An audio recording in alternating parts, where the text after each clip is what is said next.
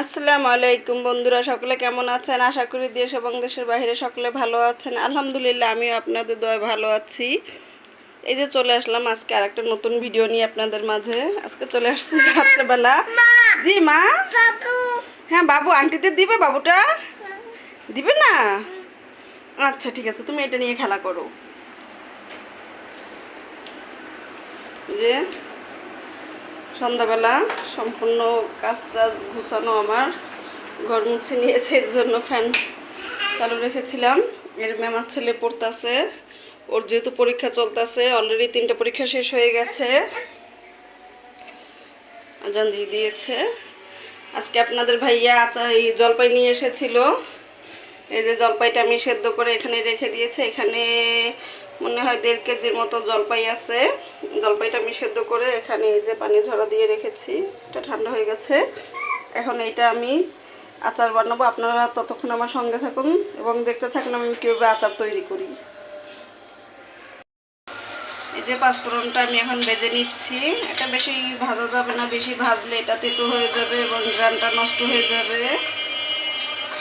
এটা ভেজে আমি ব্লেন্ডারে গুঁড়ো করে নেব।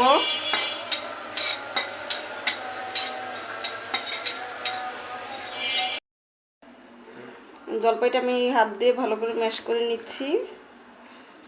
এটা সম্পূর্ণ ম্যাশ করে নেব। জলপাইয়ের আচারটা আপনাদের ভাইয়ের খুবই ফেভারিট এবং এটা হালকা একটু ম্যাশ করব, সম্পূর্ণটা না, কারণ সম্পূর্ণটা আটি বের করতে সে নিষেধ করে দিয়েছে, কারণ তার খুবই ফেভারিট। এই যে আমার সম্পূর্ণ জলপাই ম্যাশ করে নেওয়া হয়ে গেছে। আমি সম্পূর্ণ করে ভাঙিনি, একটু আধ ভাঙা করে রেখেছি। আপনাদের ভাইয়ের খুবই ফেভারিট জলপাইয়ের আচার, টক ঝাল মিষ্টিটা, সেই খিচুড়ি দিয়ে খেতে খুবই পছন্দ করে। চলেন আমরা কীভাবে জলপাইয়ের আচারটা তৈরি করি।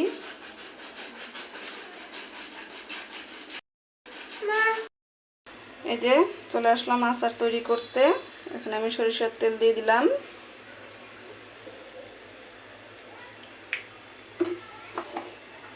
আম্মা একটু পড়ে যাবে।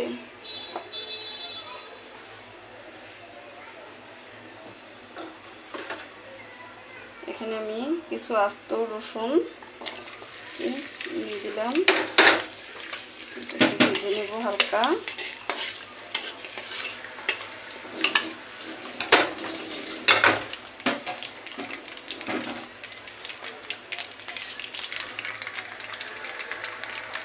আমি 6-7টার মতো শুকনো মরিচ দিয়ে দিলাম।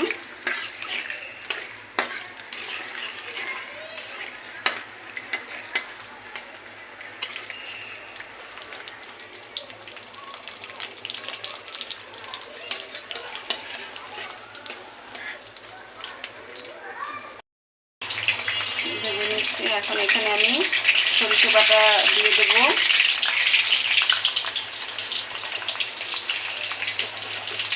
এখানে আমি কালো সাদা 2 ধরনের সরিষা আমি মিক্স করে নিয়েছি। আপনারা চাইলে কেউ সাদা সরিষা দিয়েও করতে পারেন। জি আম্মা।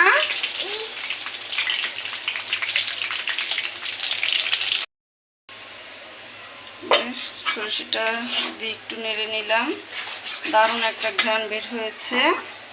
এখন এর ভিতরে আমি জলপাইটা দিয়ে দেব।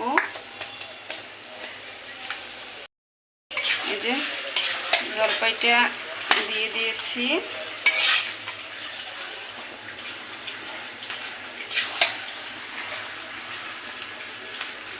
এখন এখানে আমি কিছু মশলা অ্যাড করব।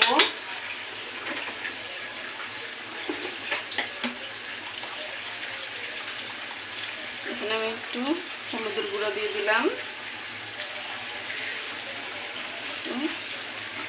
মরিচের গুঁড়ো, লবণ,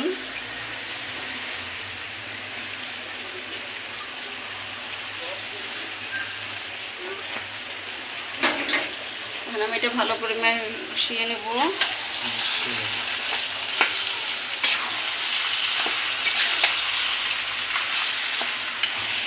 ভালো করে মিশিয়ে নেওয়ার পরে এখানে আমি চিনি মিক্স করব।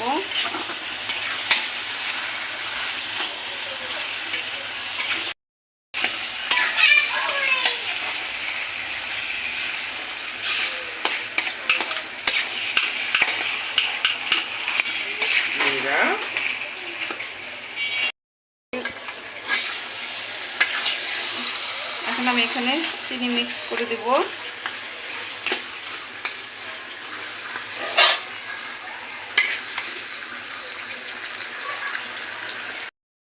চিনি মিক্স করে নিচ্ছি।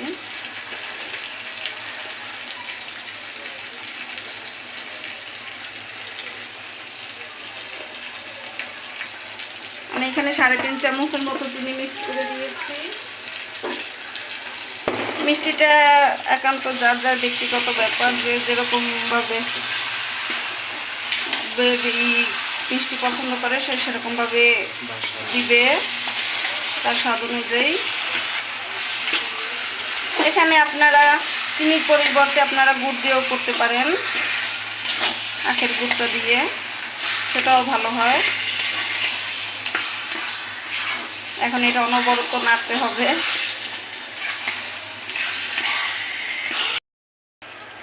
যে আচারটা আমার প্রায় শেষের দিকে। আমি এখন এখানে ভিনিগার দিয়ে দিচ্ছি, সাদা ভিনিগার। এটা দিলে হয় কি অনেক দিন পর্যন্ত ভালো থাকে, ফাঙ্গাস পড়ে না।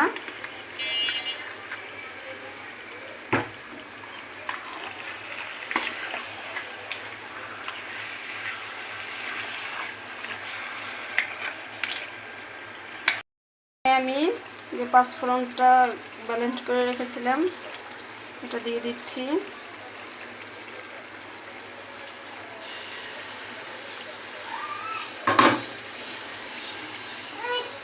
দারুণ একটা ঘ্রাণ বের হয়েছে।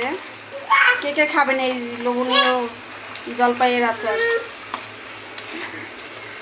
আচারটা এখন হয়ে গেছে, দিয়ে কড়াই থেকে উঠে চলে আসতেছে। এটা বারবার নাড়ার উপরে রাখতে হয়, কারণ তা নাহলে তলানির থেকে যদি একবার লেগে যায় তাহলে আচারটার ঘ্রাণটাই স্বাদটাই নষ্ট হয়ে যাবে। আমার মেয়ে চিল্লাচিল্লি করতেছে।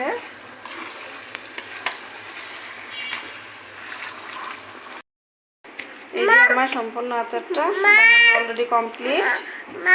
কেমন হয়েছে আপনারা অবশ্যই কমেন্ট করে জানাবেন, এবং আমার চ্যানেলটা সাবস্ক্রাইব করে দেবেন, পাশে থাকা বেল আইকনটি অন করে দেবেন যাতে আমি নতুন নতুন ভিডিও দেওয়ার সাথে সাথে আপনারা পেয়ে যান।